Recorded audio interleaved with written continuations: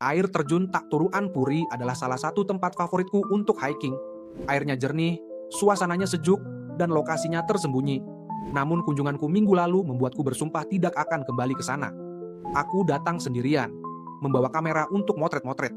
Cuacanya cerah, tapi entah kenapa area air terjun terasa lebih dingin dari biasanya. Saat mengambil foto, aku melihat sekilas sosok wanita berbaju putih di belakang air terjun. Anehnya, bajunya tidak basah. Kupikir itu pengunjung lain. Jadi aku berteriak menyapa. Tak ada jawaban. Setelah beberapa saat, sosok itu hilang.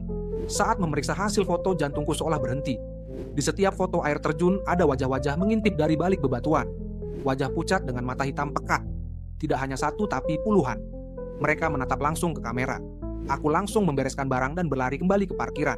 Sepanjang jalan, aku merasa diikuti. Suara ranting patah, bisikan samar, dan sekelebat bayangan putih di sudut mata. Sampai rumah, aku memberanikan diri melihat foto-foto itu lagi. Semuanya normal. Wajah-wajah itu hilang. Tapi ada satu perbedaan kecil. Di foto terakhir, sosok wanita berbaju putih itu berdiri tepat di belakangku, menatap ke arah kamera dengan senyum yang terlalu lebar.